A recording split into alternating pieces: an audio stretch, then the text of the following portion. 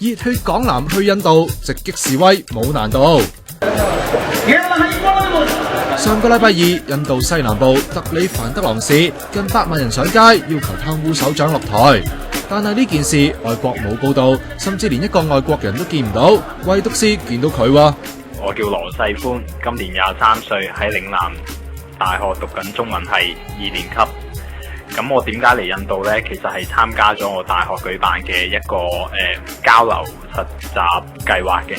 世歡負責喺當地大學教中國文化同普通話，為期2個月。臨走嗰陣時發生呢場示威，佢好熱血咁同我哋直擊成件事。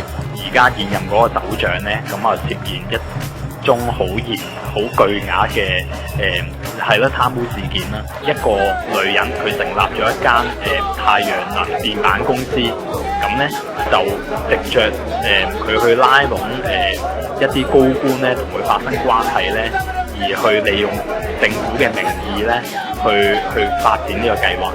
示威者輪到喺政府總部出邊靜坐抗議，首長最終向民意屈服，接受法院審訊。我原先以為咧，咁多人一定會有暴動啊，會有警察推撞啊，甚至有流血衝突啊，我誇張啲以為有槍啦。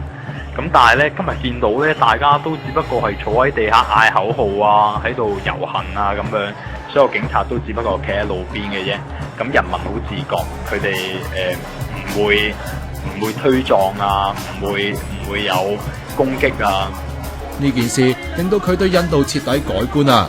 即係我嚟到印度呢個幾月咧，我所遇到嘅人咧都係好淳樸、好友善。佢哋冇錯地方係好污糟，但係人嘅心靈咧係好潔淨嘅。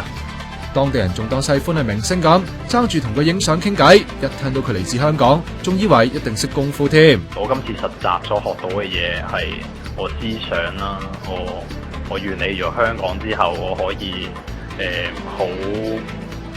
好釋放到啊，做翻自己咁啊！呢個國家係完全令我着迷嘅，呢度學到嘅嘢實在係太多啦。